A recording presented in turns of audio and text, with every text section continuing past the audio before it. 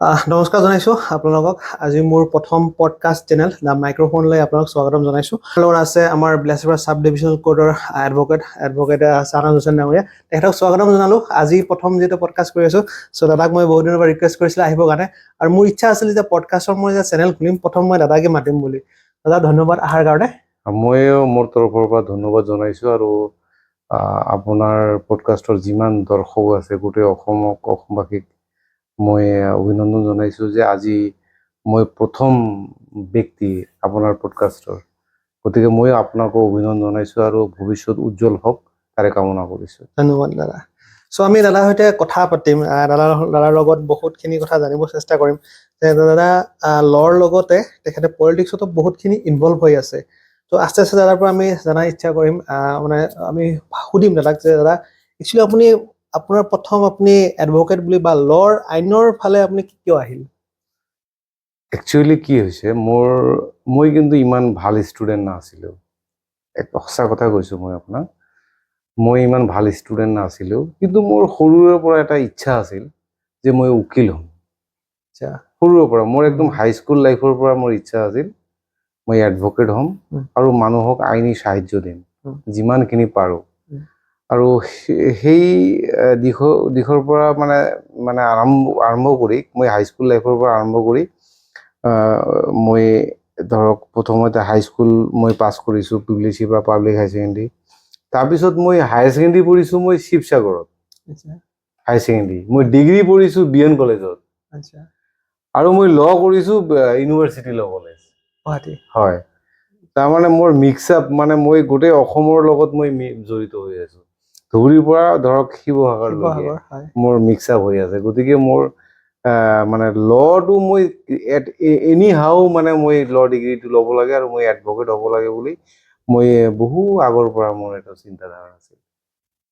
দাদাহঁতে যেতিয়া আপুনি ল পঢ়িছিলে বা আপোনাৰ সময়ত যোনটো এডুকেশ্যনেল চিষ্টেম আছে আৰু আজিৰ যোনটো এডুকেশ্যনেল চিষ্টেম আছে, তাতে আপুনি কি ডিফাৰেঞ্চটো পায়? ডিফাৰেঞ্চ মানে আমি যেতিয়া ল কৰিছিলোঁ তেতিয়া কিন্তু ছেমিষ্টাৰ চিষ্টেমটো নাছিলে। তেতিয়া আমি 2800 পেপাৰত এক্সাম দিছিলোঁ, আৰু আমাৰ মানে ব্ৰড কুৱেশ্যন টাইপ আছিল। এতিয়া যেনেকুৱা শ্বৰ্ট কুৱেশ্যন, এতিয়া চিষ্টেমটো বেছি ভাল মই ভাবোঁ। আগৰ চিষ্টেমতকৈ বৰ্তমান চিষ্টেমটো বেছি ভাল, আৰু ল'ৰা ছোৱালীয়ে মানে ছেমিষ্টাৰ চিষ্টেম হৈছেতো, গতিকে ল'ৰা ছোৱালীয়ে অধ্যয়নটো কৰিবই লাগিব, ষ্টাডি কৰিব লাগিব, ফাঁকি দিব নোৱাৰে তাৰমানে। আৰু আগত কি হৈছিল, আগত আমি ষ্টুডেণ্টবিলাকে কেনেকৈ পঢ়িছিলোঁ, হেৰি দিছে নেকি, কি কয় এক্সামৰ হেৰি দিছে নেকি, মানে এক্সাম কি কয়, মানে যিটো এক্সামৰ আগে যিটো হেৰি দিয়ে ৰুটিন দিয়ে, য়েছ যে এক্সামৰ এতিয়া পঢ়িব লাগিব, তেতিয়াহে আমি একচুৱেলি পঢ়িছোঁ। মই নিজে এইটো পঢ়িছোঁ। মই যেতিয়া এক্সামৰ ৰুটিন দিয়ে তেতিয়াহে মই দৰ্জা চৰ্জা বন্ধ কৰি পঢ়িছোঁ, আদাৰৱাইজ মই পঢ়া শুনা কৰা নাই। কিন্তু এতিয়াতো এইটো চিষ্টেম নাই। এতিয়া ল'ৰা ছোৱালী পঢ়িব লাগিব, নহ'লে ছেমিষ্টাৰ ফেইল কৰিব, আৰু ছেমিষ্টাৰ যদি ফেইল কৰে সি হেৰি নকৰে, প্ৰমোশ্যন নাপায়।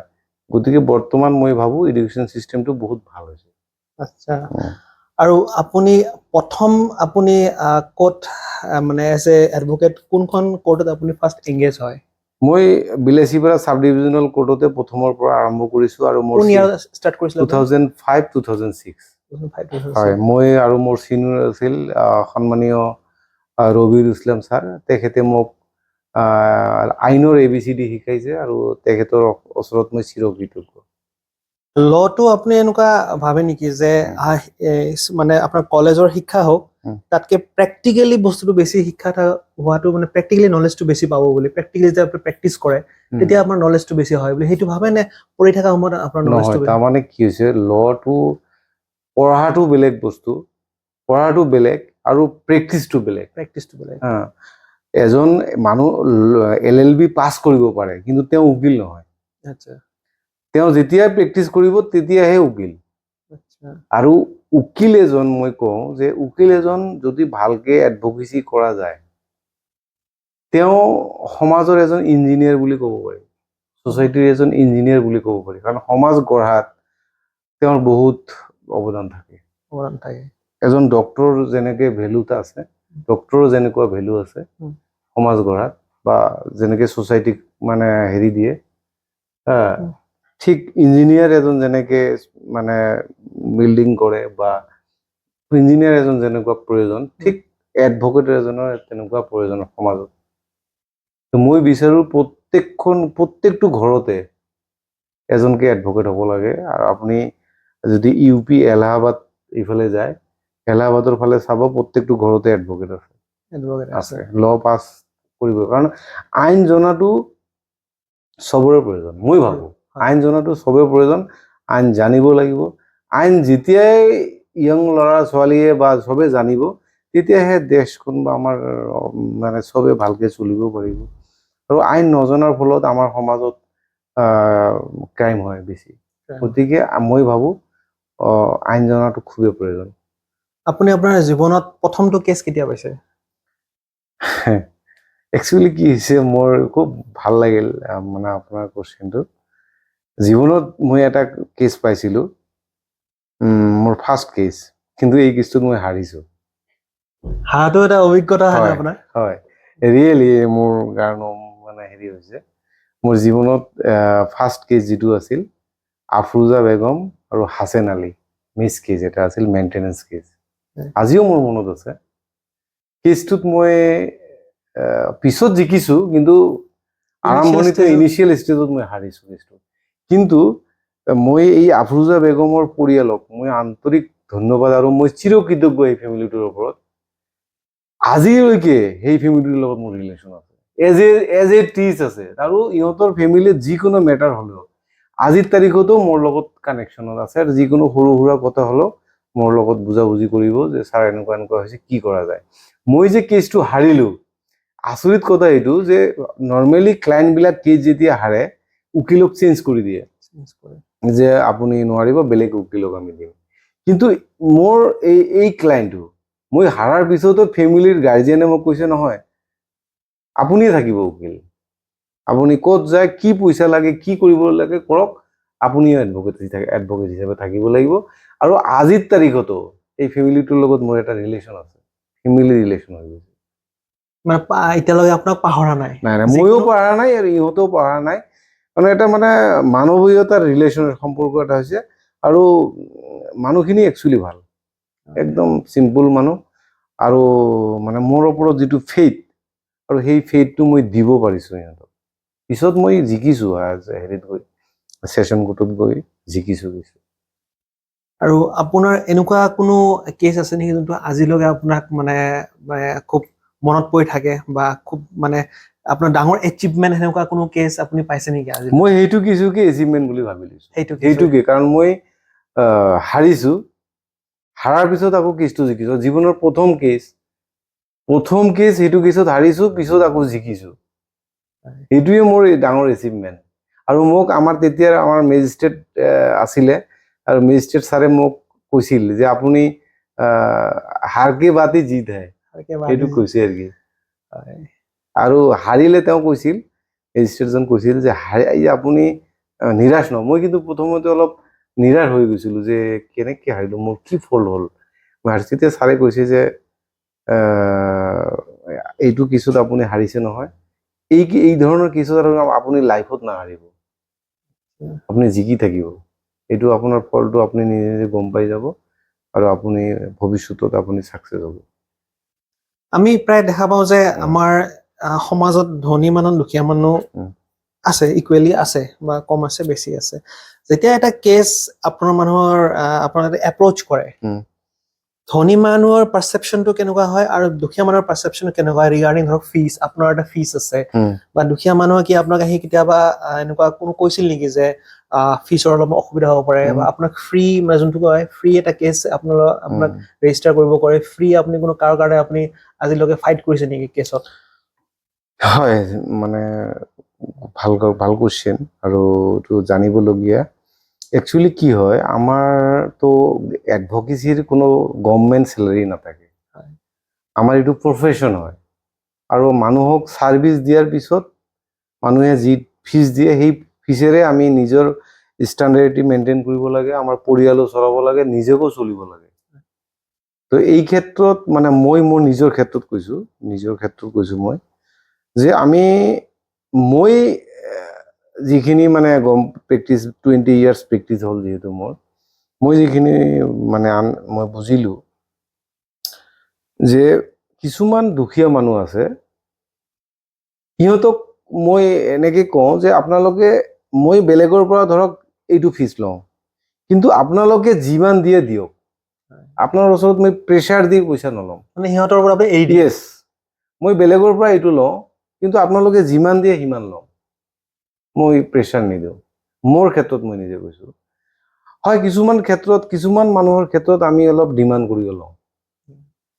যেতিয়া গম পাওঁ যে মানুহজনৰ কেপাচিটি আছে, দিব পাৰিব, সেই মানুহজনক প্ৰেছাৰ দি লওঁ। কিন্তু আমি যেতিয়া গম পাওঁ যে মানুহজনৰ কেপাচিটি নাই, মানুহজনক অলপ হেল্প কৰিব লাগিব, তেতিয়া তেনেকে কওঁ।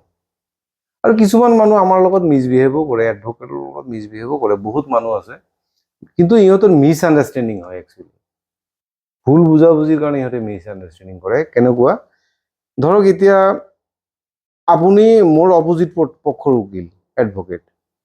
এতিয়া আমি কি হয়, এডভকেট কিন্তু আমাৰ এটা ৰিলেশ্যন আছে, যিহেতু আমাৰ তাৰ এটা এছ'চিয়েশ্যন আছে, আৰু আমি ক্লায়েণ্টৰ হৈহে কেছৰ যুক্তি দৰ্শাও, হয় নে নহয়? কিন্তু ক্লায়েণ্টবিলাকে মানে পাৰ্চনেলি লয় কেছবিলাক, কিন্তু আমিতো পাৰ্চনেলি নলওঁ। কোৰ্টৰ ভিতৰতহে আমি যুক্তি দৰ্শাও, বাহিৰততো আমি বন্ধু না, এডভকেট বন্ধু। কিন্তু কিছুমান ক্লায়েণ্টে ভাবে মোৰ এডভকেটে সেই এডভকেটৰ লগত কি কথা পাতি আছে, কিবা লিংক আছে নেকি, কিবা ঘুষ চুষ লৈছে নেকি, ছাছপেক্ট কৰে। সেইটো মই সুধিব বিচাৰিছিলো যে আপোনালোকে যেতিয়া অপোজিট পাৰ্টিত যুক্তি তৰ্ক সেনেকুৱা কৰে, ৰিলেশ্যনটো খালি জাষ্ট আপোনাৰ সেই মানে কোৰ্টৰ সেই ৰুমটো লগে আপোনালোক মানে ক্লায়েণ্ট হৈ আপোনালোকে আৰ্গুমেণ্ট কৰে, কিন্তু বাহিৰত যে আপোনাৰ ৰিলেশ্যনটো এজ ইট ইজ। চাওক, আমিতো লিগেল পইণ্টত আমি কথাখিনি দৰ্শাও না, যুক্তিখিনি যে দিওঁ ল' পইণ্টত দিওঁ। আৰু আমিতো বিচাৰক নহয়, বিচাৰকতো মেজিষ্ট্ৰেট এজন বহি থাকে, আমি জাষ্ট নিজৰ যুক্তিখিনিহে দৰ্শাও, আমি যুক্তিখিনি কওঁ ল' পইণ্টত, আৰু বাকী বিচাৰক কিন্তু এজন থাকে। কিন্তু কিছু ক্লায়েণ্টে ভাবে যে উকিলে মোক মানে হাৰাই দিলে কেছৰ পৰা, বা মোৰ লগত চিটিং বাজি, যদি কিবা কাৰণত হাৰিল, ভাবে ক্লায়েণ্টে যে উকিলে মোৰ লগত চিটিং বাজি কৰিল, কিবা কৰিল, পইচা খাই দিল, এনেকুৱা কিছুমান মিছ আণ্ডাৰষ্টেণ্ডিং থাকে। গতিকে আমি এইবিলাক আকৌ কিছুমান কিছু ক্ষেত্ৰত এৰাই চলিবলগীয়া হয়। কিছুমান মানুহ বুজি নাপায়, কিছুমান মানুহক আমি ট্ৰাই কৰোঁ বুজাবলৈ, যিখিনি মানুহ বুজি নাপায় সেইখিনি কাৰো নকওঁ। আমি কেছত চাওঁ দুটা পাৰ্টি হয়, এটা আপোনাৰ অফেন্সিভ আৰু ডিফেন্সিভ, দুটা হয়। এতিয়া আপুনি সাপোজ এজনে আপোনাৰ এটা কেছৰ কাৰণে আহিল, আপুনি গম পাই আছে যে এই কেছটো কোনো মেৰিট নাই, আপুনি সেই সময়ত কি সেই কেছটো লয় নে আপুনি সেইটো চাৰেণ্ডাৰ কৰি দিয়ে, বা কি সেইটো নহয়? তাৰমানে এইটো ক্ষেত্ৰত কি হয়, একচুৱেলি মোৰ নিজৰ কথা কৈছো, মই মানুহখিনিক একচুৱেলি ফেক্ট, সঁচা কথাটো কৈ দিওঁ যে আপোনাৰ কেছটো কিন্তু মেৰিট নাই, আপুনি হাৰিব পাৰে, গতিকে মিউচুৱেল কৰাই লওক আপুনি। আৰু যদি দেখা পাওঁ যে নাই, মানুহজন একান্ত মানে নেৰে, তাৰমানে কেছ কৰিবই, তেনে ক্ষেত্ৰত তেতিয়াহ'লে আমি কি কৰোঁ যে কেছ আমি ষ্টাৰ্ট কৰি দিওঁ, পিছত হাৰা জিকাটো পিছৰ কথা। কিন্তু কেতিয়াবা আমি কেছ কৰাৰ পিছত দেখা যায় যে বস্তুটো কেছ কৰাৰ কাৰণেহে কম্প্ৰমাইজ হ'ল। গতিকে কিছুমান ক্ষেত্ৰত আমি যদিও কেছটো মানে মেৰিট নাই, তথাপি আমি কেছটো ফাইল কৰিব লগা হয়। কেছটো ফাইল কৰিলে কি হয়, দুয়োটা পক্ষই কোৰ্টত আহে, তেতিয়া আমি দুই এডভকেটে মিলি বস্তুটো মিউচুৱেল কৰাই দিব পাৰোঁ। গাঁৱত হয়তো আজিকালি কি হয়, গাঁৱত বহুত ধৰণৰ মানুহ থাকে, ভাল থাকে, বেয়া থাকে, চব ধৰণৰ মানুহ থাকে। কিছুমান হয়তো দালালি কৰি মানুহক বিভ্ৰান্তি কৰে, কিন্তু কোৰ্টত আহিলে এইটো নহয়। কোৰ্টত আহিলে দুইজন এডভকেটে মিলাই মানুহখিনিক আমি মিলাই দিব পাৰোঁ, আৰু আমি দিওঁ। বেছিভাগ কেছ ধৰক মেট্ৰিমনিয়েল যিবিলাক কেছ আছে, এইবিলাক ক্ষেত্ৰততো আমি এডভকেটে এটা বিগ ৰোল আমাৰ, আমি বহুত মিলাই দিওঁ। সৰু সুৰা যিবিলাক পিটি কেছ আছে আমি মিলাই দিওঁ। মেজিষ্ট্ৰেটেও ভাল পায়, আৰু মেজিষ্ট্ৰেটো বিচাৰে যে কেছবিলাক মিলা মিলি হওক, সমাজত এটা ভাল শান্তিৰ বাৰ্তা যাওক, মিলা প্ৰীতিৰ এটা বাৰ্তা যাওক, বহুত মিলাই দিওঁ। এনে আমাৰ বিলাচীৰ পৰা হওক বা আপুনি আপোনাৰ কেৰিয়াৰত কি ধৰণৰ কেছটো আপুনি বেছি পায়?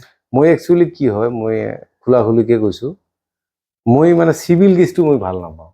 আচ্ছা, চিভিল কেছটোত মানে কি হয়, মানে সময় দিব লাগে, বহুত ষ্টাডিও কৰিব লাগে, আৰু মই অলপ গমেই পায় যে মই অলপ ঘূৰা ফুৰা কৰোঁ, হয়তো সমাজৰ লগত সামাজিক কাম কৰিও ভাল পাওঁ, আৰু ৰাজনীতিৰ সৰু সুৰা ৰাজনীতিৰ লগতো জড়িত হৈ আছো বৰ্তমান। আৰু মানে গতিকে মই ক্ৰিমিনেল কেছ কৰি ভাল পাওঁ, আৰু ক্ৰিমিনেল কেছত মোৰ ইণ্টাৰেষ্টটো বেছি, গতিকে মই ক্ৰিমিনেল কেছ কৰি বেছি ভাল পাওঁ। এনে কোন ধৰণৰ কেছ বেছি মানে আমাৰ কোৰ্টত আপুনি মানে পৰিলক্ষিত কৰিছে, দেখা পাইছে, কোন ধৰণৰ কেছ অবজাৰ্ভ কৰিছে আপুনি?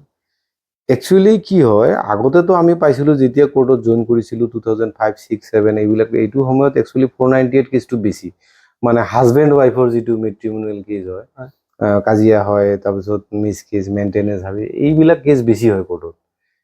কিন্তু বৰ্তমান এট প্ৰেজেণ্ট যেতিয়া লটো আমাৰ চেঞ্জ হ'ল, BNS হ'ল, আগতে আছিল IPC, এতিয়া হ'ল BNS। এই লটো চেঞ্জ হোৱাৰ পিছত কি হৈছে, বৰ্তমান 498 কেছবিলাক ৰেজিষ্টাৰ নহয় থানাত, নহয়। আৰু পুলিচেও মানে ইহঁতে হাজবেণ্ড ৱাইফ অলপ হয়তো আজি কাজিয়া কৰিল, ফটককে কেছ দিল, দুদিন পিছত মিলামিলি হৈ যায়। পুলিচেও এইবিলাক ক্ষেত্ৰত অলপ মানে নৰম এটা স্থিতি লৈছে, আৰু এই নৰম স্থিতি লোৱাৰ ক্ষেত্ৰত কিছুমান ক্ষেত্ৰত ভালো হৈছে, কিছুমান ক্ষেত্ৰত আকৌ বেয়া হৈছে। আৰু কিছুমান ক্ষেত্ৰত বেয়া হৈছে কি, মানে ধৰক পুলিচে আকৌ সেই চান্সটো লৈছে। পুলিচে চান্সটো লৈছে কি, ধৰক এতিয়া ছোৱালীজনীয়ে কেছ এটা দিছে হাজবেণ্ডৰ ওপৰত, father in law, mother in law ওপৰত কেছ দিছে, পুলিচে হওক ঠিকেই কেছটো ৰেজিষ্টাৰ কৰা নাই, কিন্তু পুলিচৰ যিটো কাম, যিটো কালেকশ্যন কৰাৰ চিষ্টেম, যিটো ঘুষ লোৱা চিষ্টেম, এইটো কিন্তু কমা নাই। পুলিচৰ নিজৰ যিটো কাম সেইটো কৰি আছে। গতিকে মইতো ভাবো যে এইটো এক প্ৰকাৰ ছোৱালীবিলাকৰ লগত অন্যায় হৈছে, মই ভাবো অন্যায় হৈছে। কাৰণ কি, সব কেছেতো আৰু মিছা নহয়, কিছুমান কেছ, কিছুমান সঁচাকে ছোৱালীজনীক অত্যাচাৰ কৰা হৈছে, সঁচাকে ছোৱালীজনীক শাৰীৰিক মানসিক অত্যাচাৰ কৰা হৈছে, ডাউৰি ডিমাণ্ড কৰা হৈছে, কিন্তু পুলিচে তো সব কেছ একাকাৰ কৰি দিছে। তেনে ক্ষেত্ৰত মহিলাবিলাকে, মই ভাবো যে মহিলাসকলৰ লগত অন্যায় হৈছে, আৰু পুলিচে ঠিকে ঘুষ দুয়োফালৰ পৰা লৈছে, যোনে কেছ কৰিব গৈছে তাৰ পৰাও লৈছে, যাৰ ওপৰত কেছ দিছে তাৰ পৰাও পইচা লৈছে। খুব কম সংখ্যক পুলিচ অফিচাৰ আছে ভাল অফিচাৰো আমি পাইছো, কিন্তু ৰেয়াৰ, খুব কম সংখ্যক পুলিচ অফিচাৰ আছে যে ইহঁতে টকা পইচা নলৈ ফ্ৰী চাৰ্ভিচ দিছে। আৰু পুলিচ, মেক্সিমাম পুলিচে, মই এলিগেশ্যন দিয়ে কৈছো, মেক্সিমাম পুলিচে নিজৰ দৰমহাটোক দৰমহা বুলি নাভাবে, ইহঁতে ঘুষ কিমান পালে মাহত এইটো হিচাপ কৰি চলে। এই ক্ষেত্ৰত আপোনালোকে কিবা প্ৰচেষ্টা কৰিছিল নে? না, মইতো চাওক, মইতো ভাল যিবোৰ ভাল পুলিচ অফিচাৰ আছে, ভাল পুলিচ অফিচাৰো পাইছো আমি, বহুত ভাল বুলি ক'ব পাৰি, কিছুমান ভাল অফিচাৰো আছে, কিন্তু মেক্সিমাম পুলিচ অফিচাৰ মানে 90% বুলি ক'ব পাৰে আপুনি, 90% পুলিচ অফিচাৰে কৰাপ্টেড। আপুনি এটা কেছ দিব যাব, তথাপি ঘুষ দিব লাগিব। আপুনি যাৰ মানে থানাত, আজিকালি মানুহ থানাত যাবই বেয়া পায়। ঠিকে চৰকাৰে হেৰি লৈছে যে প্ৰশাসন ৰাইজৰ লগত মিলাই চলিব লাগে, দিয়কচোন এটা মিটিং, ৰাজহুৱা মিটিং। এছপিয়ে কোনোবা অচিৰ এগেইনষ্টত বা কোনোবা দাৰগাৰ এগেইনষ্টত এটা ৰাজহুৱা এটা মিটিং দিয়কচোন, যে এই অচিজন কেনেকুৱা বা সেই দাৰগাজন কেনেকুৱা, ৰাজহুৱা এটা মিটিং দিয়কচোন, ফিডবেক লওকচোন, ওলাই যাব। গতিকে মানে কি হৈছে, এইটো ক্ৰাইম ৰেট কমোৱাৰ কাৰণে চৰকাৰে কি কৰিছে, ক্ৰাইম ৰেটটো কমোৱাৰ কাৰণে কেছবিলাক পঞ্জীয়ন কৰা নাই। আগতে যেনেকৈ সৰু সুৰা কাজিয়া হলেও কেছ ৰেজিষ্টাৰ হৈছিল, কেছ ৰেজিষ্টাৰটো বাধ্যতামূলক, এইটো সুপ্ৰিম কোৰ্টৰ ৰুলিং, সুপ্ৰিম কোৰ্টৰ কথা এইটো। আপোনাৰ কেছ ৰেজিষ্টাৰ হ'ব লাগিব, আপোনাৰ লগত যদি অন্যায় হৈছে, আপুনি থানাত গৈছে, কেছ ৰেজিষ্টাৰ হ'ব লাগিব, এইটো সুপ্ৰিম কোৰ্টৰ কথা। কিন্তু আজিকালি ৰেজিষ্টাৰ নকৰে। এতিয়া মোৰ লগত আপোনাৰ কাজিয়া হৈছে, আপুনি মোৰ নামত কেছ দিল, মোক মাতি লৈ গ'ল থানায়, লৈ গ'ল 50,000 লৈছে, মই আপোনাৰ নামত কেছ দিলো, আপোনাৰ নামত, আপোনাক থানায় মাতি লৈ গ'ল, উঠাই লৈ গ'ল, আপোনাৰ পৰা 50,000 টকা লৈ, তেতিয়া থানাত মোৰো টকা গ'ল, আপোনাৰ টকা গ'ল, তেতিয়া আমি দুজনে আৰু হৈছে আৰু কেছ নকৰো, এইটো খেল হৈছে। কেছ যে কমিছে অকল এটাই কাৰণ, ক্ৰাইম ৰেটটো অসমত, ক্ৰাইম ৰেটটো কমোৱাৰ কাৰণে এইটো এটা চিষ্টেম কৰিছে। কিন্তু একচুৱেলি ল ইজ ক্লিয়াৰ, কোনো পুলিচ অফিচাৰে যদি কেছ নলয়, প্ৰচিডিউৰ আছে, সেই মানুহজনে প্ৰথমতে SP তাত এটা কমপ্লেইন দিব পাৰে। যদি কথাৰ কথা কৈছো, বিলাসীপাৰা পুলিচ OC-য়ে আপোনাৰ লগত অন্যায় হৈছে, কেছ লোৱা নাই, আপুনি SP কমপ্লেইন এটা দিব পাৰে। SP কমপ্লেইন দিয়াৰ পিছতো যদি আপোনাৰ কেছ ৰেজিষ্টাৰ হোৱা নাই, আপুনি আদালতত যাব পাৰে। আৰু আদালতত যোৱাৰ পিছত আপোনাৰ কেছ ৰেজিষ্টাৰ হ'ব। যদি প্ৰাইমা ফেচি যদি থাকে, পিছত আপোনাৰ সত্যতা যদি থাকে, তেনেহ'লে কেছ ৰেজিষ্টাৰ হৈ যাব আপোনাৰ। কিন্তু সাধাৰণ মানুহখিনি এইখিনি বুজি নাপায়। সাধাৰণ মানুহখিনি মানে থানাৰ পৰাই গুচি আহে যে মোৰ কেছটো ৰেজিষ্টাৰ নহ'ব। কিন্তু কথাটো এইটো নহয়, ল আছে ক্লিয়াৰ। যিমানে আইন নবনাওক কিয়, যিমানে পুলিচ অফিচাৰে কেছ ৰেজিষ্টাৰ নকৰক কিয়, লত ক্লিয়াৰ আছে। কোনোবা পুলিচ অফিচাৰে যদি ৰেজিষ্টাৰ নকৰে, চিষ্টেম আছে, SP তাত কমপ্লেইন দিব পাৰে। আৰু এটা কথা, SP তাত যাবও নালাগে। কোনোবাই হেৰি লেটাৰ লিখিব পাৰে, চিঠিও দিব পাৰে, মেইলো কৰিব পাৰে। মেইল বা চিঠিও দিব পাৰে, অকল চিঠিৰ এই ৰিচিপ্টটো লাগিব। গতিকে মানুহখিনিক একচুৱেলি বিভ্ৰান্তি কৰা হয়। সমাজত কিছুমান হয়তো দালাল শ্ৰেণীৰ মানুহো আছে, এইবিলাক ফুংফাং কৰি মানুহখিনিক বিভ্ৰান্তি কৰে। এইবিলাক এটা কেছ ধৰক মই থানাত কাৰো এগেইনষ্টত এটা কেছ দিব যাম, সেইটো কি থানাৰ বাহিৰত যিবিলাক মহৰি থাকে সিহঁতৰ পৰা লেখাটো বাধ্যতামূলক নে আপুনি এটা ৰিটেন কমপ্লেইনো দিব পাৰে? চাওক, এইটোতো মহৰি দি লিখিব লাগিব তেনেকুৱা কথা নহয়। আপোনাৰ কেছ আপুনি নিজেও লিখিব পাৰে। উকিল দি লিখিব লাগিব তেনেকুৱা কথা নহয়। আপোনাৰ কেছ আপুনি নিজে লিখিব পাৰে, তাত কোনো বাৰ নাই। আৰু পুলিচেও লিখিব লাগিব তেনেকুৱা কথা নাই। আপোনাৰ কেছ, আপোনাৰ কাহিনী আপুনিহে জানে। নৰ্মেলি মহৰি তাত কিয় যায়? মানুহ নাজানে কেনেকে এজাহাৰ লিখিব লাগে। উকিলৰ তাত কিয় যায়? মানুহ নাজানে কেনেকে লিখিব লাগে, সেইকাৰণে যায়। আপোনাৰ যদি নলেজত কাহিনী আপোনাৰ জনা আছে, আৰু আজিকালি এজাহাৰ লিখোতে একো কাহিনী নাই নহয়। আপুনি to the OC Bilasipara page লিখিল, বিষয়টো লিখিল, তাৰপিছত লিখিল যে মহোদয়, সন্মানীয় বিনীত নিবেদন, এই যে মোৰ লগত আজি অমুক সময়ত অমুক ঠাইত মোৰ লগত অমুকে মোক মাৰপিট কৰিছে, এইটোৱে ঘটনা লিখি দিলে হ'ল। কাহিনী বেলেগ একো নাই। মানুহ ভাবেহে একচুৱেলি, কিন্তু মই ভাবো যে নিজৰ কেছটো নিজে লিখাটো ভাল। মহৰিক দিয়া বা উকিলৰ তাত যোৱা মই পচন্দ নকৰো। নিজৰ কেছটো নিজে লিখিলে নিজৰ ভিতৰত যিখিনি সঁচা কাহিনীখিনি ওলাই যায়। আৰু উকিলৰ তাত গ'লে বা মহৰিৰ তাত গ'লে অলপ ৰং মিহলাই সঁচা মিছা দুয়োটাই থাকে তাত। কিন্তু নিজৰ কেছ যেতিয়া নিজে লিখিব, তাত মিছা নাথাকে, সঁচাই থাকে। আমি দাদাৰ পৰা লৰ বহুতখিনি কথা শুনিলো আৰু গমো পালো দাদা মানে কেনেকে ষ্টাৰ্ট কৰিছে, আৰু বহুতখিনি কথা আপুনিও গম পালে যে কেনেকে কেছটো কি কৰিব লাগে বা নিজে লেখাটো ভাল বা কি চলি আছে গম পাইছে। এতিয়া আমি অলপমান ৰাজনীতিৰ ফালে বা ছ'চিয়েল ৱৰ্কৰ ফালে যাম, কাৰণ দাদা ছ'চিয়েলি বহুত জড়িত। যিকোনো ছ'চিয়েল ৱৰ্ক, ছ'চিয়েল এক্টিভিটিত আপুনি দাদাক পাবই। তেখেতে ফ্ৰণ্ট লাইনত থাকে, ক'ব গ'লে ফ্ৰণ্ট লাইনত থাকে আৰু অলৱেজ দুখীয়া মানুহক হেল্প কৰে। চ' আপুনি এতিয়া আমি বিলাসীপাৰা, এতিয়া কো ডিষ্ট্ৰিক্ট হ'ল বা আমি বিলাসীপাৰা বুলি কৈছো। বিলাসীপাৰাত এটা আমি দেখা পাইছো বৰ্তমান যিবিলাক পাব্লিক ৰিপ্ৰেজেণ্টেটিভ আছে, আমাৰ এক্স MLA আছে, ৰানিং MLA আছে, তেখেতসকলৰ কন্ট্ৰিবিউশনটো এজ এ বিলাসীপাৰাত কেনেকুৱা দেখা পালে আপুনি? খুব ভাল কোশ্চেন এটা কৰিছে আপুনি। মই প্ৰথমতে আপোনালোকৰ কো ডিষ্ট্ৰিক্টৰ ওপৰত ক'ম। কো ডিষ্ট্ৰিক্ট কাৰণ কি মানুহ জানিব লাগে। মইতো ক'ম যে কো ডিষ্ট্ৰিক্ট সমজিলা যিটো কয়, সমজিলা হোৱাৰ কাৰণে বিলাসীপাৰাবাসী যিটো ভুগিব লগা চৰম মানে খুব বেয়া সিচুৱেশ্যন এটা হৈছে।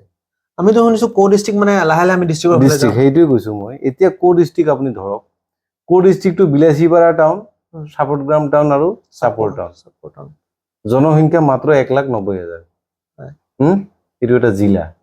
আৰু লগতে লাগি থকা মানে গৌৰীপুৰ যিটো সমষ্টিৰ কথাটো কৈছো, সেইটোত 2,90,000-ৰ ওপৰত জনসংখ্যা। 1 লাখৰ ডিফাৰেঞ্চ। আৰু চবতকে মই ইমান দূৰ নাযাওঁ, পলিটিকেলি যাব বিচৰা নাই, কিন্তু মই আপোনাক এটা কথা কওঁ যে বিলাসীপাৰাৰ পৰা বৰ্তমান ইলেকশ্যন অফিচটো ধুবুৰীলৈ গুচি গৈছে। মানে বিলাসীপাৰাত ইলেকশ্যন অফিচ নাই। এইবাৰ যোনটো পঞ্চায়ত ইলেকশ্যন হ'ল সব ধুবুৰীত। বিলাসীপাৰাত ইলেকশ্যন অফিচ নাই। এটা যদি আপুনি অহাকালি যদি আপুনি এটা ফলিঅ' চাৰ্টিফাইড কপি এটা উলিয়াব বিচাৰে, আপুনি অনলাইনত এপ্লাই কৰিব লাগিব। সেইটো ধুবুৰীত যাব, ধুবুৰীৰ পৰা কেতিয়া আপোনাৰ হেৰি আহে তাৰ কোনো গেৰেণ্টি নাই। চিষ্টেমবিলাক এনেকুৱাই বেয়া হৈছে। এতিয়া আপোনাৰ নাম কিবা ভুল হৈছে, নাম কৰ্তন, নাম ইনক্লুড, এইবিলাকৰ বহুত চিষ্টেম এটা আছে। কিন্তু আগতে আমাৰ অফিচটো বিলাসীপাৰা অফিচ SDO চিভিল অফিচত থকাৰ কাৰণে এই লোকেল মানুহখিনি কিমান এটা সুবিধা হৈছে, হয় নে নহয়? এইটো অফিচটো কি চিষ্টেমত লৈ গ'ল অফিচটো, এতিয়া মানুহ হাহাকাৰ, মানুহ সৰু সুৰা আমি মানুহৰ কাম কৰি দিওঁ তো, এতিয়া বুজি পাওঁ মানুহৰ বহুত কষ্ট হৈছে। ইলেকশ্যন অফিচৰ এটা সৰু মেটাৰ লৈ ধুবুৰী যাব লাগে। চবতকে ৰিচেণ্ট মেটাৰ আমি আপোনাক কওঁ, বিলাসীপাৰাৰ পৰা PWD অফিচটো উঠাই লৈ গৈছে। আমাৰ বিলাসীপাৰাত PWD অফিচ নাই? PWD অফিচ উঠাই লৈ গৈছে। ধুবুৰীত গুচি গ'ল? য়েছ, বঙাইগাঁও গুচি গ'ল। বঙাইগাঁও গুচি গ'ল। গতিকে জিলা এখনত একচুৱেলি যিবোৰ অফিচ থাকিব লাগে সেইবোৰ অফিচ নাই। নাম মাত্ৰ জিলা, কামত একো নাই। বোলে মানুহৰ ৰাইজৰ বহুত হাৰাশাস্তি হৈ আছে আৰু ভৱিষ্যতত আৰু বেছি হাৰাশাস্তি হ'ব। কাৰণ কালি আনন্দনগৰৰ এজন মানুহৰ যদি কিবা প্ৰব্লেম হয়, তেওঁ বিলাসীপাৰাত যাব নোৱাৰিব, তেওঁক যাব লাগিব গৌৰীপুৰ।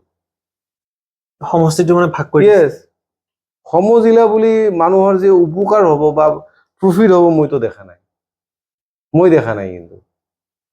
গতিকে মই আপোনাৰ মাধ্যমেদি মই অসমৰ মাননীয় মুখ্যমন্ত্ৰীক আহ্বান জনাম যে জিলাৰ নামত মানুহক হাৰাশাস্তি কৰাটো ঠিক হোৱা নাই। একচুৱেলি জিলাত কি সেই আমাৰ ইলেকশ্যন অফিচটো কি থাকিব লাগিছিল? হয়, য়েছ, ইলেকশ্যন অফিচ থাকিব লাগে, PWD অফিচ সব থাকিব লাগে। জিলা মানে কি, তাত মানে সব থাকিব লাগে। ডিষ্ট্ৰিক্টৰ নিচিনা। য়েছ, জিলা শব্দটো যেতিয়া আহিব তাত সব থাকিব লাগিব। একোৱে নাই। ইলেকশ্যন অফিচ গুচি গ'ল, PWD অফিচ গুচি গ'ল, কালি আৰু অফিচ গুচি যাব। তেনেহ'লে মানুহ আকৌ 2 ঘণ্টা বাছেৰে গৈ কিনে কাম কৰি আহিব লাগিব। মানুহৰতো অৰ্থনৈতিকভাৱে ক্ষতি হ'ল না মানুহৰ। শাৰীৰিক, মানসিক, অৰ্থনৈতিক সব ক্ষতি হ'ল। মানুহৰতো প্ৰফিট নহ'ল। পলিটিকেলি আপুনি কি কৈছিল, মই একচুৱেলি কোৱেশ্চনটো পাহৰি গ'লো। ৰাজনৈতিক ক্ষেত্ৰত আপুনি আমাৰ বিলাসীপাৰা জিলাৰ ৰিপ্ৰেজেন্টেটিভ আছে, সিহঁতৰ মানে আমাৰ সমাজত যোগদানটো বা কেনেকুৱা দেখা পাইছে আপুনি? ৰাজনৈতিক ক্ষেত্ৰত বুলি ক'লে আমাৰ ইয়াতে ধৰক এতিয়া বৰ্তমান আমাৰ যিজন বিধায়ক শামছুল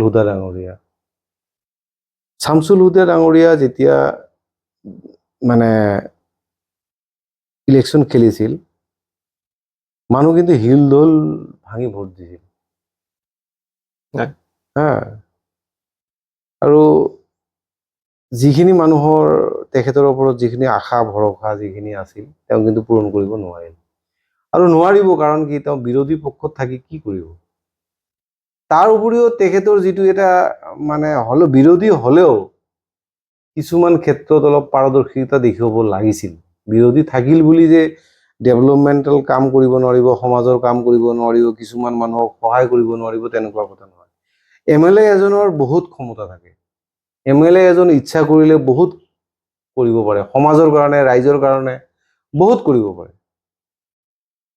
কিন্তু মই ব্যক্তিগতভাৱে তেওঁৰ যিখিনি সেইখিনি মানে মই ছেটিছফাই নহয়। মই এজন ভোটাৰ হিচাপত মই কিন্তু ছেটিছফাই নহয়। আৰু তেওঁ বোধহয় আৰু যিখিনি তেওঁৰ MLA ফাণ্ডৰ যিখিনি কাম কাজ, যিখিনি আমাৰ যুৱকে তেওঁক সহায় কৰিছিল, তেওঁক নিৰ্বাচনৰ সময়ত তেওঁৰ লগত জড়িত থাকি তেওঁক জিকাইছিল, আজিৰ তাৰিখত সেই যুৱকবিলাকক তেওঁ মানে এক প্ৰকাৰ হেৰি কৰিছে, ডিপ্ৰাইভ কৰিছে, চিটিং কৰিছে তেওঁলোকৰ লগত। কমচে কম 10জন ল'ৰাকতো ষ্টাব্লিছ কৰিব লাগিছিল। শামছুল হুদাই কমচে কম 10জন ল'ৰাক ষ্টাব্লিছ কৰিব লাগিছিল। মইতো দেখা নাই। মইতো যিখিনি দেখা পাই আছো, তেওঁৰে ভাই ককাই ভাতিজা চাচা, তেওঁৰে ভাই ককাই, তেওঁৰ ডেভেলপ হৈছে। অকল শামছুল হুদাৰ ফেমিলিটো ডেভেলপ হৈছে, বাকী ৰাইজৰ কোনো ডেভেলপমেণ্ট হোৱা নাই। কিন্তু যদি আপুনি 5 বছৰ হেৰিত যায়, বেক কৰে যদি আপুনি ধৰক অশোক কুমাৰ সিংহি ডাঙৰীয়া, তেওঁৰ যিটো MLA টাৰ্ম আছিলে, তেওঁৰ যিটো MLA, আপুনি নিজেও জানে যে বিলাসীপাৰাখনক কেনেকুৱা মানে চেঞ্জ এটা কৰিছে ডেভেলপমেণ্টৰ ক্ষেত্ৰত, যিটো সঁচা কথা, সঁচা মিছা। তেওঁৰ কিন্তু বিলাসীপাৰাখন চেঞ্জ মানে উন্নয়নৰ ক্ষেত্ৰত তেওঁৰ বহুত অৱদান আছে বিলাসীপাৰাত, আৰু তেওঁ কৰিছে, এইটো অস্বীকাৰ কৰিব মই নোৱাৰিম। হয়, আমি দেখিছো তেখেতৰ টাৰ্মতে বহুত ৰাস্তা ঘাট যিখিনি আছিল, যিটো ৰাস্তা আমি ভাবাও নাই, সেইটোও ৰাস্তা হৈছে, হয় নে নহয়? আমি বিলাসীপাৰা টাউনত সোমাব পৰা নাছিলো, বোকাত, লেতেৰা, ইমান লেতেৰা আছিল, বোকাময় পৰিৱেশ আছিল। কিন্তু তেওঁ ডেভেলপ কৰিছে এইটো সঁচা কথা। কিন্তু হয় তেখেতৰ কিছুমান ক্ষেত্ৰত অলপ দোষ আছিল। সেইটো হৈছে কি, মানুহৰ লগত যিটো বিহেভ কৰিব লাগে, আমাৰ মানুহখিনি গাঁৱলীয়া মানুহ, মেক্সিমাম গাঁৱলীয়া মানুহখিনি হয়তো কথা ক'ব নাজানে প্ৰপাৰলি চিষ্টেমত, প্ৰপাৰ হয়তো বিহেভ কৰিব নাজানে, কিন্তু ডাইৰেক্ট কথা কয়। আমাৰ মানুহখিনি কিন্তু ডাইৰেক্ট কথা কয়। হয়তো সেইটো ক্ষেত্ৰত কি হৈছে, আমাৰ প্ৰাক্তন MLA অশোক কুমাৰ সিঙি ডাঙৰীয়াই কি কৰিছিল, মানুহখিনিৰ লগত হয়তো মিছবিহেভ কৰিছে, বা সেইকাৰণে মানুহ কিছু অতিষ্ঠ হৈ গৈছিল। কিছুমান ক্ষেত্ৰত ধৰক ভাল কাম কৰা নাই যেন লাগিছে। যেনেকে ধৰক বাগমাৰী যিটো উচ্ছেদ কৰিছে অশোক কুমাৰ সিঙি ডাঙৰীয়াই, ৰাণীগঞ্জত কিছুমান উচ্ছেদ কৰিছে, এইবিলাক উচ্ছেদ কৰাৰ তেওঁৰ প্ৰয়োজন নাছিল, মই ভাবো। আৰু এইবিলাক ঠাইতো আমাৰে যিখিনি খিলঞ্জীয়া মানুহ যিখিনি আছে, ইণ্ডিজিনিয়াছ মানুহখিনিয়ে দোকান এটা দি পোহপাল কৰিছিল, নিজৰ পৰিয়ালক চলাইছিল। গতিকে তেওঁ এইখিনি মানুহক উচ্ছেদ কৰাটো মই ঠিক কৰা নাই বুলি ভাবিছো। তেওঁ ঠিক কৰা নাই। তেওঁ এইখিনি মানুহ বাগমাৰী, ৰাণীগঞ্জ, লক্ষীগঞ্জ কিছুমান ঠাইত তেওঁ উচ্ছেদ কৰিছে, আৰু এইখিনি উচ্ছেদ নকৰিলেও চলিল হয় তেখেতৰ। তেওঁ উচ্ছেদ কৰিছে, মানুহখিনিক মানে কৰিছে, ক্ষতি কৰিছে। গতিকে ভালক ভাল কৈছো, মই বেয়াক বেয়া কৈছো। তেওঁ যিখিনি ভাল কাম কৰিছে তেওঁ ভালে কৈছো, মই যিখিনি বেয়া কাম কৰিব তেওঁ বেয়াই ক'ম। কাৰণ তেওঁ কিছুমান সাধাৰণ মানুহৰ লগত, মোৰ লগত কেতিয়াও মিছবিহেভ কৰা নাই, মোক পাৰ্চনেলি কেতিয়াও মিছবিহেভ কৰা নাই। কিন্তু কিছুমান ব্যক্তি হয়তো আমাক আহি জনায় যে, বা আমি দেখাও পাইছো, তেওঁ ফটককে মিছবিহেভ কৰে, হঠাৎকে মানুহৰ লগত মিছবিহেভ কৰে। বাকী তেওঁৰ ডেভেলপমেণ্টেল চিষ্টেম এটা, মাইণ্ড এটা আছে। বিলাসীপাৰাখনক ডেভেলপ কৰাৰ ক্ষেত্ৰত তেখেতৰ অৱদান নাই বুলি যদি কওঁ, তেনেহ'লে মই মিছা মাতা হ'ব। যদি আপুনি শামছুল হুদা আৰু অশোক কুমাৰ সিঙিৰ লগত যদি কম্পেয়াৰ কৰে, ডেভেলপমেণ্টৰ ক্ষেত্ৰত অশোক কুমাৰ সিঙি 100ৰ ভিতৰত 90 দিব লাগিব, আৰু এওঁক 100ৰ ভিতৰত 10 দিব লাগিব। এতিয়া ইলেকশ্যনত হাৰা জিকাটো এইটো বেলেগ বস্তু। ইলেকশ্যনত কোনোবাই কাকো বেয়াও পাব, বা মানে ভোট নিদিবও পাৰে, দিবও পাৰে, সেইটো বেলেগ বস্তু। কিন্তু বাস্তৱ কথা এইটো। আপুনি ৰিচেণ্টলি আমি দেখা পাইছো যে আপুনি অসম গণ পৰিষদত আপুনি জইন কৰিছে। তো আপোনাৰ পাৰচেপশ্যনটো কেনেকুৱা আছিল? কাৰণ আৰু দল আছিল, কংগ্ৰেছ আছিল, AIUDF আছিল, বা বিজেপিয়ে আছিল। তো ৱাই মানে আপুনি অকল AGP-টো কিয় চুজ কৰিলে, কিয় চিলেক্ট কৰিলে? হয়, মই আপুনি গমেই পায় যে মই সদৌ অসম গৰিয়ামৰীয়া দেশী জাতি পৰিষদৰ কেন্দ্ৰীয় সভাপতি আছিলোঁ। তাৰপিছত মই মুখ্য উপদেষ্টাও আছিলোঁ। থকাৰ পিছত মই ভাবোঁ যে সংগঠনত, জনগোষ্ঠীয় সংগঠনত সদায় থাকিলে মই ঠিক নহয় বুলি, বেলেগকো অপৰচুনিটি দিব লাগে। মই প্ৰেচিডেণ্ট হৈ থাকিম, চিফ এডভাইজাৰ হৈ থাকিম, এইটো কথা নহয়। আমি জুনিয়ৰ তলৰখিনিকো চান্স দিব লাগে। আৰু মই সেই সূত্ৰে মই জনগোষ্ঠীয় সংগঠনৰ পৰা, মজিয়াৰ পৰা মই যেতিয়া বিদায় লৈছোঁ, বিদায় লোৱাৰ সময়ত মই এটা কথা চিন্তা কৰিছোঁ যে মই কোন ৰাজনৈতিক দলত গ'লে মোৰ কাৰণে ভাল, বা মোৰ নজৰত ভাল। মই যেতিয়া চিন্তা কৰিছোঁ, মোৰ পৰিয়ালৰ লগতো আলোচনা কৰিছোঁ, আৰু বিভিন্ন বন্ধু বান্ধৱৰ লগত আলোচনা কৰাৰ পিছত মই একচুৱেলি বিজেপিতো যাব পাৰিলোঁ, ঠিকে কৈছে, বা কংগ্ৰেছতো যাব পাৰিলোঁ হয়। মানে কংগ্ৰেছত মই যোৱা নাই কেলে, কংগ্ৰেছত মানে দালালি চিষ্টেমটো বহুত বেছি। দালালি চিষ্টেমটো মানে একদম বহুত বেছি, চূড়ান্ত পৰ্যায় যিটো।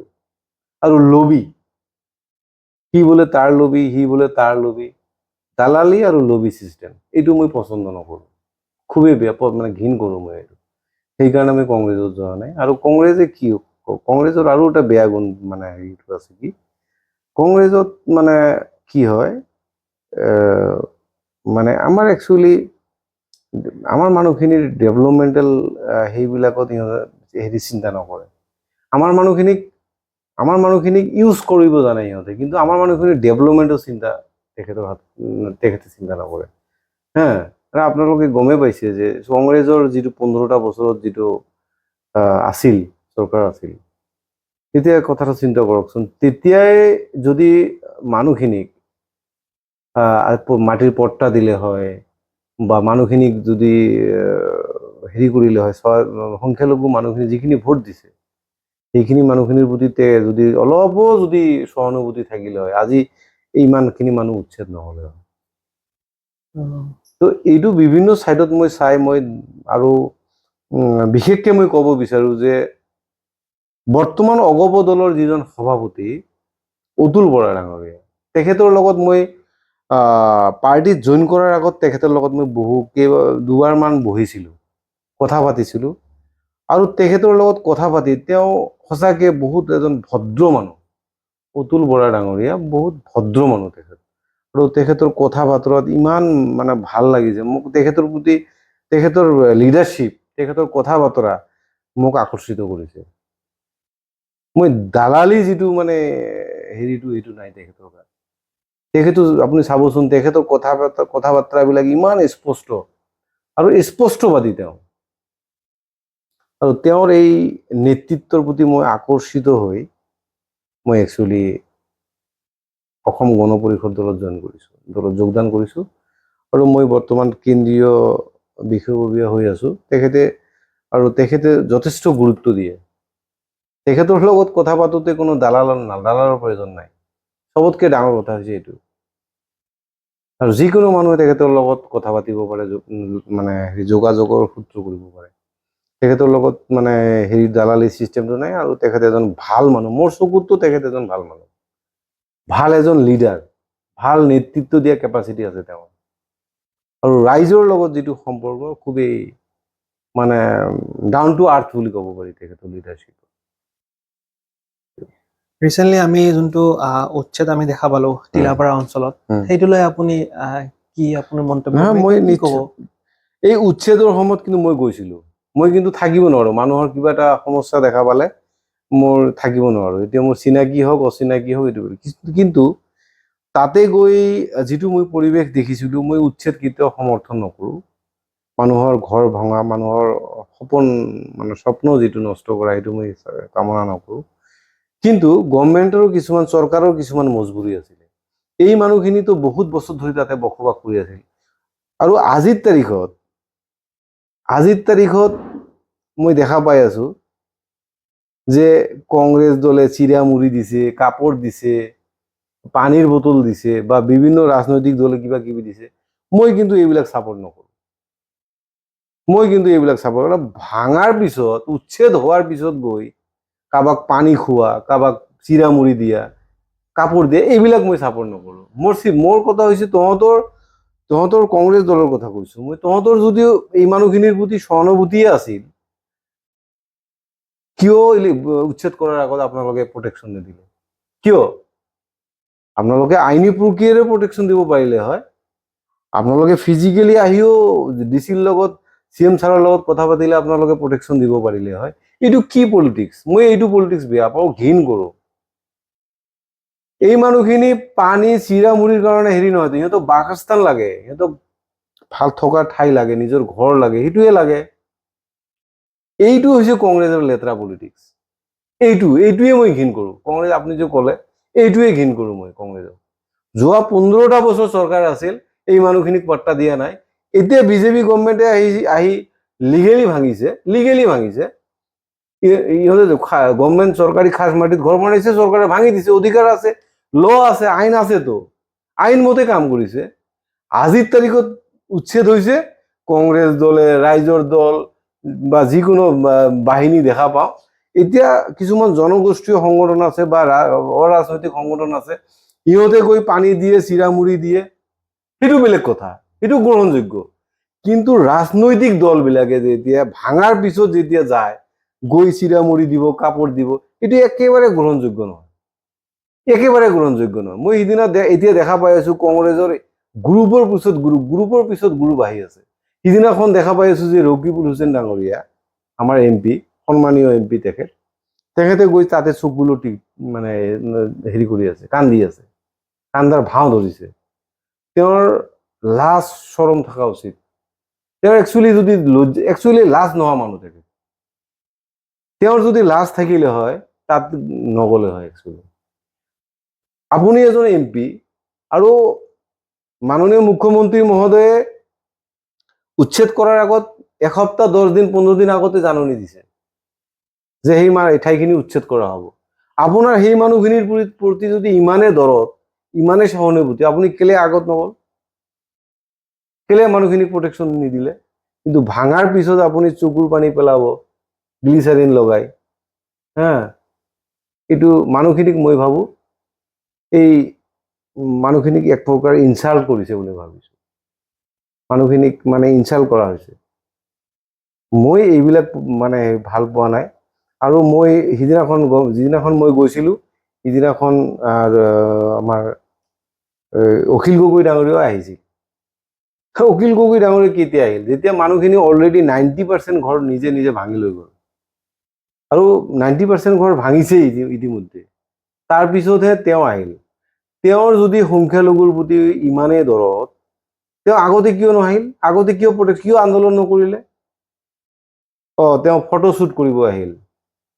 তেওঁ আহিল, পুলিচ গ্ৰেপ্তাৰ কৰিল, হেডলাইনত আহিল, সামাজিক মাধ্যমত তেওঁ ফকাচ হ'ল, চকুৰ পানী কোনোবা মহিলাক ধৰি চুমাও খালে। মই নকওঁ যে অখিল গগৈ যে তেওঁৰ এটা কণ্ঠ নাই, সেইটো কোৱা নাই। অখিল গগৈ অসমৰ এটা কণ্ঠ বুলি মই ভাবো। হয়, তেখেতৰ বহুত কেলিবাৰ থকা মানুহ, কিছুমান কথাত আমি তেওঁৰ লগত একমত। কিন্তু এই বিলাসী পাৰাৰ ক্ষেত্ৰত বা যিকোনো উচ্ছেদেৰ ক্ষেত্ৰত তেওঁৰ যিটো ৰোল, এইটো মুঠেই গ্ৰহণযোগ্য নহয়। মই ভাবো মানুহখিনিৰ লগত অন্যায় কৰা হৈছে। মানুহখিনিক উপযুক্ত সময়ত মানুহখিনিক সহায় সহযোগিতা কৰা হোৱা নাই। আৰু এই মানুহখিনিকো মই ক'ব বিচাৰিছো যে আপোনালোকে 30-40 বছৰ ধৰি এটা মাটিত, গভৰ্ণমেণ্ট চৰকাৰী মাটিত আপোনালোকে বহি আছে। আপোনালোকে ডাঙৰ ডাঙৰ অট্টালিকা বনাইছে, ঘৰ বনাইছে। কিয় আপোনালোকে পাট্টাৰ মাটি দুই কাঠা মাটি কিনিব পৰা নাই নেকি? 30 বছৰে আপোনালোকে 2 কাঠা মাটি কিনিব পৰা নাই। কিন্তু আপোনালোকৰ থানাত এটা কেছ হলেতো পুলিচক ঠিকেই আপোনাৰ লাখ লাখ টকা ঘুষ দিয়ে। কওক, হয়নে নহয়? আপোনালোকে সিদিনাখন টিভিত কৈ আছে যে আমি 30 বছৰ, 40 বছৰ, 50 বছৰ ধৰি আমি ইয়াত আছো, আমাক উচ্ছেদ কৰিছে। ঠিকেই আছে আপোনালোকৰ কথা। কিন্তু 30-40 বছৰ ধৰি আপোনালোকে 1 কাঠা মাটি কিনিব পৰা নাই না? আপোনালোকৰ ইন্টেনশনে সেইটো যে খাস মাটিত থকাটো? মই ভাবো যে আমি প্ৰথমতে নিজৰ দোষটো উলিয়াব লাগে। নিজৰ দোষটো ক'ত? আমি নিজে দোষী, সংখ্যালঘু মানুহ নিজে দায়ী এই ক্ষেত্ৰত। আমি নিজকে দায়ী কৰিব লাগিব। আমি বেলেগ ৰাজনৈতিক নেতাকো দায়ী কৰি লাভ নাই, কোনো ৰাজনৈতিক দলকো দোষাৰোপ কৰি লাভ নাই। আমি যেতিয়ালৈকে নিজৰ প্ৰটেকশ্যন আমি নিজে দিব নোৱাৰিম, তেতিয়ালৈকে বেলেগক দোষাৰোপ কৰি লাভ নাই। কাৰণ আমি 30-40 বছৰ ধৰি এটা খাস মাটি দখল কৰিম, চৰকাৰে উচ্ছেদ নকৰিব, আমি খাস মাটিতে থাকিম, এনেকুৱা মনোভাৱ ললে নহব। আমাৰ ঘৰত এটা ঘৰত পানী টেংকি বহাইছে, টাইলছ লগাইছে, দামী দামী টিন লগাইছে, অথচ সেই মানুহখিনি ইচ্ছা কৰিলে 2 কাঠা মাটি, 1 কাঠা মাটি, 1 বিঘা মাটি কিনিব পাৰে, কিন্তু কিনা নাই। এতিয়া উচ্ছেদ কৰাৰ পিছত চৰকাৰৰ এগেইনষ্টত শ্লোগান দি আছে বা বিভিন্ন আন্দোলন হৈ আছে। সেইটোতো কথা নহয়। চৰকাৰেতো ল মতে কাম কৰিছে, আইন মতে কৰিছে। চৰকাৰে যদি আইন মতে নকৰিলে হয়, তেনেহলেতো হাইকোৰ্ট আছে, সুপ্ৰিম কোৰ্ট আছে, চবে আইনত তাত যাব পাৰিব। এতিয়াও যদিও চৰকাৰে অন্যায় কৰিছে, এতিয়াও যাব পাৰে। কিন্তু মইতো দেখা নাই চৰকাৰে ইলিগেল কৰিছে বুলি। মই এজন আইনৰ ছাত্ৰ হিচাপেতো দেখা নাই চৰকাৰে ইলিগেল। চৰকাৰে লিগেলি কৰিছে। মই ভাবিছো যে মানুহখিনিৰ দোষ আছে। মানুহখিনি কিয় পাট্টা মাটি কিনা নাই? গতিকে আমি প্ৰথমতে নিজে ক্লিয়াৰ হ'ব লাগিব, তাৰপিছত চৰকাৰক দোষাৰোপ কৰাটো ভাল এই ক্ষেত্ৰত। তেনেহ'লে এই মানুহবিলাক এতিয়া ক'লৈ যাব? এতিয়া চৰকাৰে কোনো এডিশনেল কোনো মাটি সিহঁতক প্ৰভাইড কৰিছে না? কি চৰকাৰে হয়, এই ক্ষেত্ৰত মই দেখা পাইছো চৰকাৰে প্ৰত্যেকটো ফেমিলিকে 50,000কে দিছে টকা, আৰ্থিক সাহায্য এটা দিছে। এইটো এটা হাস্যকৰ কথা। চৰকাৰে 50,000 টকা কি চিষ্টেমত, কি হিচাপত দিছে মই গম পোৱা নাই। আজিকালি যিটো সমাজ বাবদ যিটো অৰ্থনৈতিক যিটো চিষ্টেম, 50,000 টকাত এটা গৰুৰ গোহালিও নহয়। হয়নে নহয় কওক? যদি চৰকাৰে অনুদানে দিছে, তেনেহ'লে বেছিকে দিব লাগিছিল। কম হলেও 5 লাখ টকা এটা দিব লাগিছিল, যাতে ফেমিলিটো বেলেগ ঠাইত গৈ এটা ঘৰ বনাই সিহঁতে থাকিব পাৰে, বাচ্চাক লৈ, সৰু সৰু বাচ্চা থাকিব পাৰে। সেইটো নকৰি 50,000 কৰি এক কৰি, এইবিলাক মই ভাবো এইবিলাক এটা ইনচাল্ট, উচ্ছেদিত মানুহখিনিক মানে ঠাট্টা কৰা হৈছে বুলি ভাবো। কাৰণ আজিৰ তাৰিখত ভাল লং পেণ্ট চাৰ্ট এটা কিনিব গ'লে 20-30,000 টকা লাগি যায়, ভাল যদি কিনিব বিচাৰে। ব্ৰেণ্ডেড যদি লং পেণ্ট চাৰ্ট কিনিব পাৰে তাহলে 20-30,000 টকা লাগি যায়। আৰু এটা ফেমিলি উচ্ছেদিত ফেমিলি এটা 50,000 টকা দিছে আৰ্থিক অনুদান, এইটো এটা হাস্যকৰ, কোনোমতেই গ্ৰহণযোগ্য নহয়। আৰু যদি এই টিভি চেনেল বিলাকে যিটো বজাই আছে যে বাংলাদেশী উচ্ছেদ এইটো একেবাৰে মানে আনলফুল বা আনপাৰ্লিমেণ্টাৰী ৱাৰ্ড। মানুহখিনি যদি বাংলাদেশী, সন্দেহযুক্ত বাংলাদেশী, কিয় 50,000 টকা চৰকাৰে দিয়ে? হয়নে নহয় কওক? গতিকে এই ক্ষেত্ৰত মিডিয়াৰো কিছুমান ৰোল মই ভাল পোৱা নাই। আৰু বিশেষকে চৰকাৰে যিটো অনুদান দিছে এইটো কোনো পধ্যেই গ্ৰহণযোগ্য নহয়। আৰু মই তাতে গৈ আৰু এটা কথা গম পালো যে এই মানুহখিনিক উচ্ছেদ নকৰাৰ কাৰণে তাতে কেইজনমান দালালে মানে টকা উঠাইছে মানুহৰ পৰা, সাধাৰণ ৰাইজৰ পৰা। আৰু এই যিটো টকাৰ কালেকশ্যনৰ ক্ষেত্ৰত এইটো অকল দালালে নহয়, এইটো চাপৰ চাৰ্কেল অফিচাৰো ইনভলভ আছে। মই যিটো তাতে গম পাইছো, কিছুমান মানুহে অভিযোগ দিছে, মই অভিযোগ পোৱা মতে কৈছো কথাখিনি। বহুত মানুহে অভিযোগ দিছে যে চাপৰ চাৰ্কেল অফিচাৰে কিছুমান দালালৰ হতুৱাই টকা কালেকশ্যন কৰিছে। ধৰক আপোনাৰ ঘৰটো পৰা নাই সেই এৰিয়াত, আদানিৰ যিটো মাটি দিছে, আপোনাৰ ঘৰটো পৰা নাই, আপোনাক দালালৰ হতুৱাই ইনফৰমেশ্যন দিছে তোৰ ঘৰটো পৰিব, যদি টকা নিদিয়ে তোৰ ঘৰটো পেলাই দিম। মানুহ ভয়তে পইচা দিছে। আৰু সংখ্যালঘু মানুহখিনিতো ঘুষ দিয়াত এক্সপাৰ্ট, আপুনি গমেই পায়। ধুবুৰীৰ মানুহ ঘিণ কৰে, ধুবুৰীৰ মানুহ গাৰ গোন্ধ আছে, ধুবুৰীৰ মানুহ অসমীয়া ক'ব নোৱাৰে, ধুবুৰীৰ মানুহ সন্দেহযুক্ত বাংলাদেশী, ধুবুৰীৰ মানুহ বিড়ি খায়, ধুবুৰীৰ মানুহ মিয়া, বিভিন্ন কথা।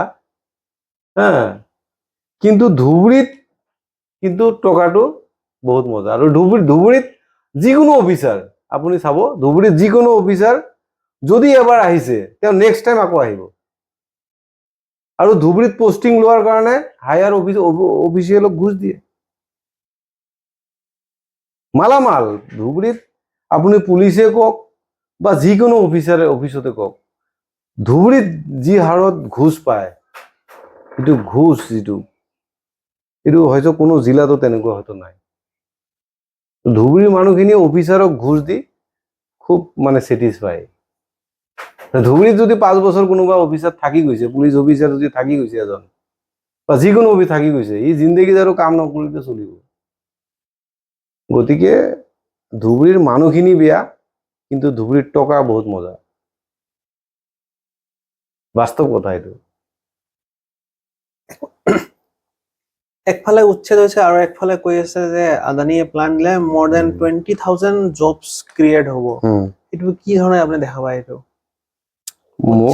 উচ্ছেদ হোৱাত কৰি জবটো বেছি ইম্পৰ্টেণ্ট আছিল নে ডেভেলপমেণ্টৰ কাৰণে উচ্ছেদ কৰাটো ইম্পৰ্টেণ্ট বেছি আছিল? চাওক, ইণ্ডাষ্ট্ৰী আমাক লাগে, উদ্যোগীকৰণ আমাক লাগে, আমি উদ্যোগীকৰণৰ বিৰোধী নহয়। কিন্তু আৰু অসম বুলি নহয়, যিকোনো ঠাইত যদি উদ্যোগ যদি নহয়, সেইখন জিলাই হওক বা সেইখন ৰাজ্য হওক কেতিয়াও উন্নতিৰ ফালে গতি নকৰে।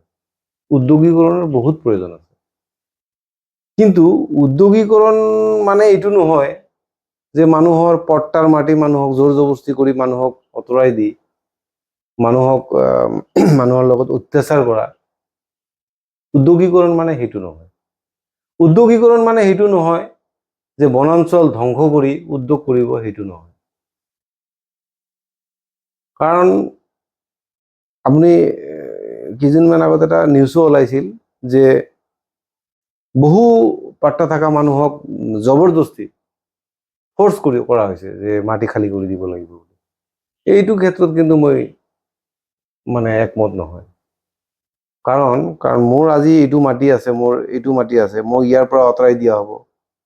কালি মই এনেকুৱা মাটি পাম নে নাই, আজিৰ বৰ্তমান যিটো চিষ্টেম কালি মোৰ কি অৱস্থা হ'ব? উদ্যোগীকৰণৰ ক্ষেত্ৰত আমি হেৰি নকৰোঁ, কিন্তু কিছুমান নীতিৰ ক্ষেত্ৰত আমি বিৰোধ আছো। আৰু আদানীৰ যিটো প্ৰজেক্ট, পাৱাৰ প্ৰজেক্ট যিটো লৈছে, আমাৰ মানুহখিনি ইয়াত নিজৰ যোগ্যতাটো থাকিব লাগিব। আমাৰ যুৱকসকলৰ এনেইতো আৰু বিলাসী বাৰাৰ বোলে 10,000 ল'ৰাক আমি তাত সোমাই দিম, এইটোতো হ'ব নোৱাৰে। মানুহখিনিৰ যোগ্যতাও থাকিব লাগিব। সেইকাৰণে আজিৰ যুৱক যুৱতীসকলে ভালকে পঢ়া শুনা কৰিব লাগিব, নিজৰ যোগ্যতাওতো থাকিব লাগিব না। এনেই আৰু ইণ্ডাষ্ট্ৰিটো নিদিব না। হয়, যাব পাৰিব, চাপৰাচি কৰিব লাগিব, কোনোবা চকীদাৰী কৰিব লাগিব, লেবাৰ হ'ব লাগিব, এইবিলাক পাব। কিন্তু আপুনি চাব পিছত এইবিলাক উদ্যোগত, ইণ্ডাষ্ট্ৰিত চাব বাহিৰা বহিৰাজ্যৰ পৰা বহুত যুৱক যুৱতী আহিব। আমাৰ ইয়াত হয়তো এনেকুৱা হয়তো আছে, থাকিবও পাৰে, মই নকওঁ যে নাই, কিন্তু কম ৰেয়াৰ। তো দাদাৰ পৰা আমি বহুতখিনি কথা আমি শুনিলো, বহুতখিনি কথা গম পালো, দাদাৰ মনৰ যিখিনি কথা সেইখিনিও আমি গম পালো। চ' দাদাৰ ৰাজনীতিৰ যোনটো জীৱন, সেইটো দাদাক আমি কংগ্ৰেচুলেশ্যনছ দিলো। দাদাক আমি আশা কৰিম দাদা আৰু ওপৰলৈ যাব, আৰু এনেকৈ যাতে আৰু পিছলৈ আহি আমি দাদাক আৰু আমাৰ পডকাষ্ট যাতে লগ পাওঁ। আৰু বহুত ভাল লাগিল দাদা আহিছে আজি ইয়াতে। আজি প্ৰথম পডকাষ্ট মই তেখেতৰ লগত কৰিছোঁ। একচুৱেলি ময়ো কনফিউজ আছিলোঁ যে মই কেনেকৈ কথা পাতিম, কি সুধিম। দাদাও বহুতখিনি গাইড কৰিলে। আৰু দাদা, মোৰ ভিউৱাৰ্ছৰ কাৰণে কিবা ক'ব বিচাৰিছে নেকি আপুনি? মই আকৌ এবাৰ আপোনালৈ বহুত বহুত ধন্যবাদ জ্ঞাপন কৰিছোঁ। আৰু আপোনাৰ পডকাষ্টটো দীৰ্ঘজীৱী হওক, উজ্জ্বল কামনা কৰিছোঁ। আৰু আপোনাৰ মই আজি প্ৰথমতে ফাৰ্ষ্ট টাইম, যিহেতু আজি আপোনাৰো ফাৰ্ষ্ট, মোৰো ফাৰ্ষ্ট, কিন্তু সঁচাকৈ মই একদম স্বীকাৰেই কৰিব লাগিব, এডমিট কৰিব লাগিব, আপোনাৰ যিখিনি মানে ছিষ্টেম বহুত উন্নত মানৰ, আৰু ভৱিষ্যতত আগুৱাই যাব পাৰিব বুলি মই আত্মবিশ্বাসী। আৰু আপোনাৰ যিহেতু প্ৰথম আজি পডকাষ্ট হৈছে, আপোনাৰ পডকাষ্টত ময়ে প্ৰথম আলহী, গেষ্ট, তাৰ কাৰণে মই আপোনাক বহুত বহুত ধন্যবাদ জ্ঞাপন কৰিছোঁ। আৰু মোৰ ৰাজনৈতিক কেৰিয়াৰ বা মোৰ যিটো কেৰিয়াৰ আপুনি হেৰি কৰিছে, অভিনন্দন, ময়ো আপোনাক ধন্যবাদ জনাইছোঁ। আৰু মই আপোনাৰ যিখিনি ভিউৱাৰ্ছ আছে, মই চবকে ক'ম, আপোনালোকে আমাৰ নেকিবৰ পডকাষ্ট যিটো আছে আপোনালোকে চাওক, আৰু নিজৰ মতামত দিয়ক। যদি কিবা ভুল হয় আপোনালোকে ছাজেশ্যন দিব। আৰু মই প্ৰাউড ফিল কৰিছোঁ যে নেকিবে এই বিলাসীপাৰাত এইটো চিন্তা কৰিছে। মই নিজকে প্ৰাউড ফিল কৰিছোঁ। আৰু মই সৰু মোৰ ভাতৃস্বৰূপ নেকিব, আৰু তেওঁ বহুত আগুৱাই যাব বুলি মই আত্মবিশ্বাসী। ধন্যবাদ।